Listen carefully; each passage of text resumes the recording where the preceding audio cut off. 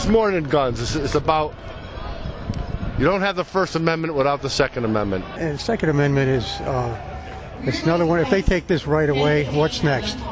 Are they going to take away the freedom of speech next? Because what's going to stop them from taking any rights away if they take this right away? The Second Amendment's important because it spells out what the government cannot do. It leaves us citizens free, and it prohibits the government. The Second Amendment is important to me and my family because it allows us to protect ourselves from our government. I have noticed actually that in places where the gun laws are the strictest is where you have the most crime. As proven by Chicago. All the other freedoms we have depend on the ability for us to defend ourselves. If we take that away, we're open to any kind of law that they want to pass, take away every freedom we have. The Constitution is very clear.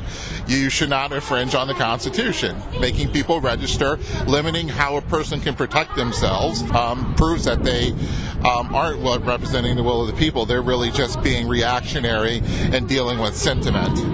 Well, unfortunately, a lot of this comes down in the wake of Newtown. The government made some knee-jerk reactions to please the public and to make it seem like they were doing something. None of these registrations, any of these laws that they're passing are actually doing anything against the criminal populace.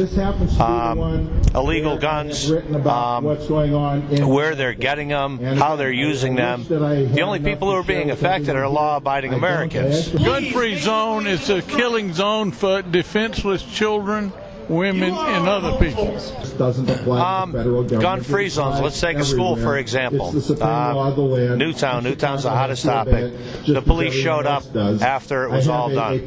If somebody was there to defend it, if somebody was there who had a gun to counter a gun, which is the only way to actually defeat somebody, a criminal with a gun, how honored I was to meet him, and I said, you know, it wouldn't have gone. There wouldn't be 26 dead people. I've asked two people for their autograph. It would have been stopped a lot sooner than that. I've been living in Connecticut my entire life, and now we are the most restrictive state, I think, when it comes to assault rifles. And I think it's just ridiculous that it's all about political popularity and nothing to do with safety. We have to show that we are aware of what our constitutional rights are. It's pushback. They think that we don't know what our rights are. They're trying to change it from a right to a privilege. Well, it's not a privilege, it's a right. The people inside the Connecticut Legislative Office building, those who are elected office, they are not listening to the people. It's important to me to protect myself, protect my family, and protect my rights. Well, the Second Amendment is important because it protects all the other ones. I mean, you know, if we do not have a right to protect ourselves from a tyrannical government, then they can take away all of our rights, not just our right to carry and bear arms. The way that we can combat this is by educating the people as to what their rights actually are, and then also championing the right candidates for office that will uphold our rights to the Constitution. Because many of our politicians today do not understand what that oath of office actually really means. You know, it's to protect the Constitution as it was written, not as it's interpreted by a Supreme Court that may not understand it. It's just constant restriction of the law-abiding citizen, whether it's registration, whether it's eliminating a certain type of weapon. That's a liberty that every citizen in the United States should have. Placing a ban on which firearms you can purchase, placing a ban on magazines that they've determined hold too many rounds. SB 1160 here in Connecticut, it basically states that, you know, we have limits on magazine capacities. You have to register, you know, all our firearms. What does someone get when they ask for an inch from you 63,360 times?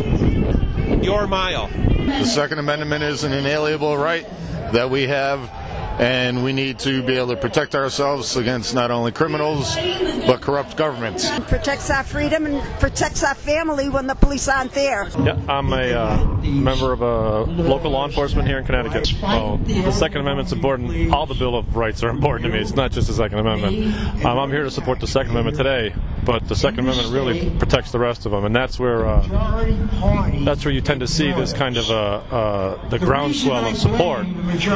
But again, without the Second Amendment, we're going to lose the First Amendment real quick, and that's going to be a problem with the whole country.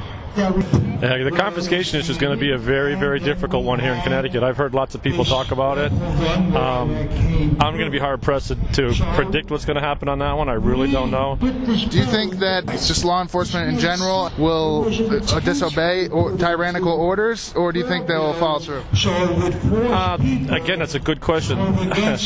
You're asking me to predict the future. Hard to speculate. It's real hard to speculate, but I know that over 85% of polled law enforcement officers in the nation, according to the poll done by police1.com, are rabid Second Amendment defenders. So I'd be curious to see what actually happens if a confiscation order was given. I think it'd be very, very interesting to see what happens. Well, in Germany, the example is before Hitler took over, a liberal, peaceful republic, the Weimar Republic, made a list of everyone who had a gun and forced them to register in their local police departments, and then within 10 years Hitler came into power and the lists were already there, and they went and made sure that no one had guns.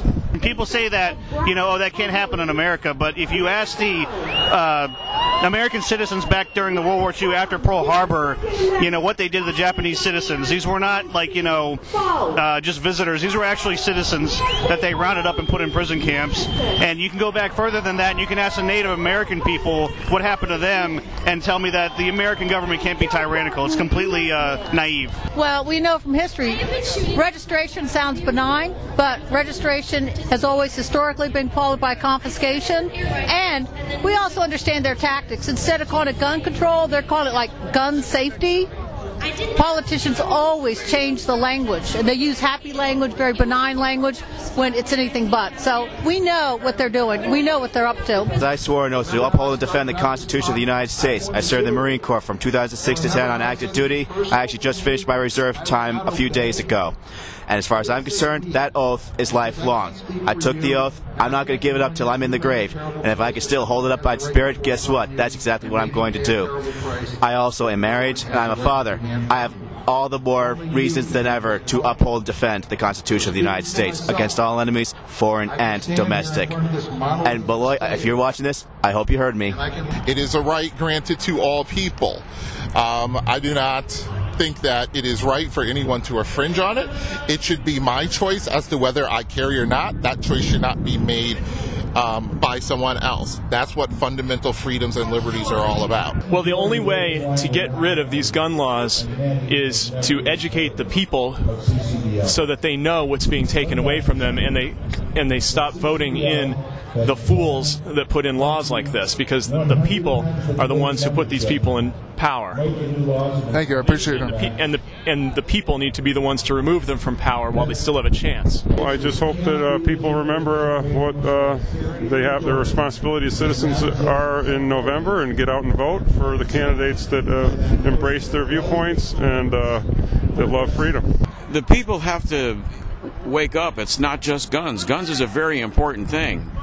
But everywhere you look, America is broken. Whether it's the schools, the courts, your town hall, your legislature, or Congress, and the White House especially. Things are just not working anymore because they're just operating outside the Constitution. We just need to bring the Constitution back to this constitutional state. The government is taking more and more of that's all we want. and more and more of keep out of our way, government. We don't need you.